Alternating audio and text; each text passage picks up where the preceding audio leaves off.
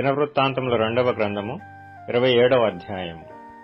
యోతాము ఏలనారంభించినప్పుడు 25 ఏండ్ల వాడై యెరూషలేములో 16 సంవత్సరములు ఏలెను.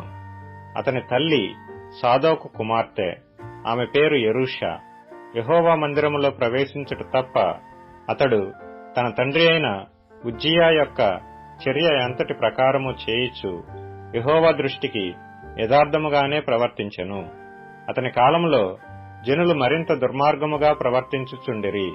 అతడు యెహోవా మందిరపు ఎత్తు ద్వారమును కట్టించి ఓపెలు దగ్గరనున్న గోడ చాలా మట్టుకు కట్టించెను.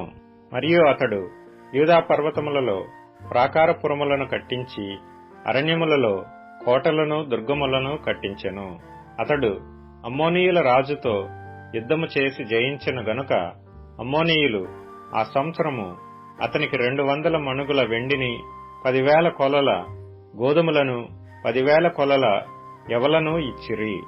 ఈ ప్రకారముగా అమ్మోనీయులు మరు సంవత్సరమును 3వ సంవత్సరమును అతనికి చెల్లించిరి.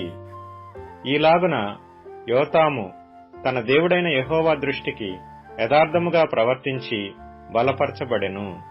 యోతాము చేసిన ఇతర కార్యములను గూర్చియు, అతడు చేసిన యుద్ధములన్నిటినీ గూర్చియు, అతని చర్యను గూర్చియు ఇశ్రాయేలు యూదా రాజుల గ్రంథమందు వ్రాయబడి ఉన్నది. అతడు ఏలనారంభించినప్పుడు 25 ఏండ్ల వాడై యెరూషలేములో 16 సంవత్సరములు ఏలెను. యోతాము తన పితరులతో కూడా నిద్రించెను. అతడు దావీదు పట్టణమందు పాతిపెట్టబడెను. అతని కుమారుడైన ఆహాజు అతనికి బదులుగా రాజా ఆయెను.